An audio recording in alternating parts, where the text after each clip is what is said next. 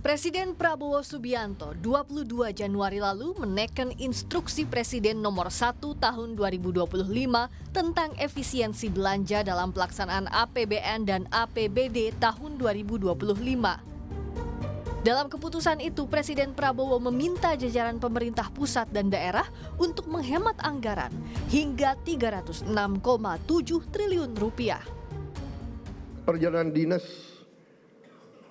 dikurangi, potong setengah. Dengan setengah kita bisa menghemat 20 triliun lebih. Kalau kita hitung 20 triliun, berapa puluh ribu sekolah, gedung sekolah bisa kita perbaiki.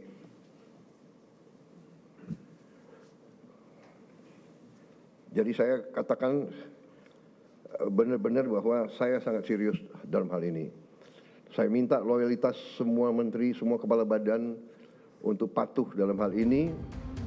Menteri Sekretaris Negara Prasetyo Hadi menyebut sebagian dana hasil penghematan akan digunakan untuk memperluas jangkauan penerima manfaat program makan bergizi gratis. Bapak Presiden merasa juga ingin sesegera mungkin untuk itu bisa menerima manfaatnya lebih banyak, ya, lebih merata lagi. Nah, tentunya di situ ada konsekuensi, mungkin kita memerlukan penambahan biaya. Nah, sehingga dari hasil penghematan yang kemarin kita lakukan, pemerintah lakukan, ya, ada kemungkinan juga nanti akan diprioritaskan juga untuk menambah program makan bergizi. Sementara itu, Menteri Pekerjaan Umum Dodi Hanggodo menjelaskan soal anggaran pembangunan Ibu Kota Nusantara IKN yang diblokir. Dodi bilang anggaran IKN masih dalam tahap politik anggaran atau tahap pembahasan di DPR dan tak akan mengganggu pembangunan IKN 5 tahun ke depan. Dodi juga bilang Presiden Prabowo meminta pembangunan utama gedung infrastruktur untuk legislatif dan yudikatif sudah selesai sekitar 2028 atau 2029.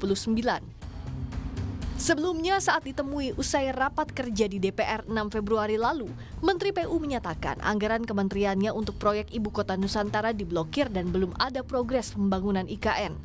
Dalam efisiensi APBN 2025, anggaran Kementerian Pekerjaan Umum dipangkas hingga 81 triliun rupiah.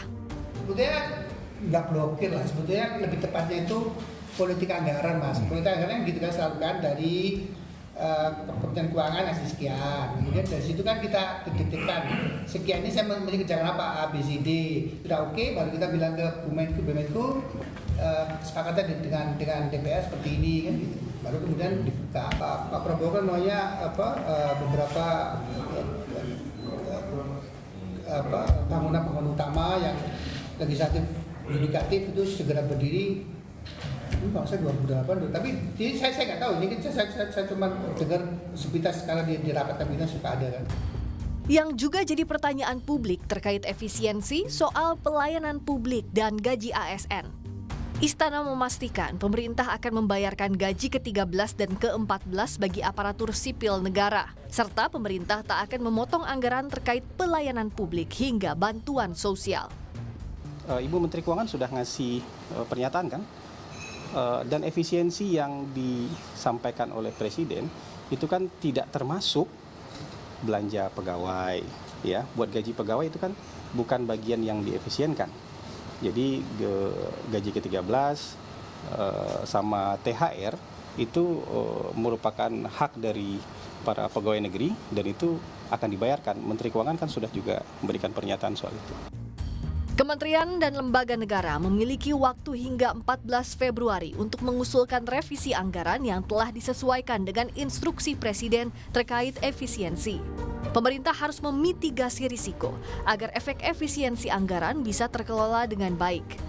Perlu pengawalan serius dari menteri, kepala lembaga, dan kepala daerah agar praktik hemat anggaran bisa berdampak positif, tak mengganggu produktivitas aparatur sipil negara dan pelayanan publik. Tim Liputan Kompas TV.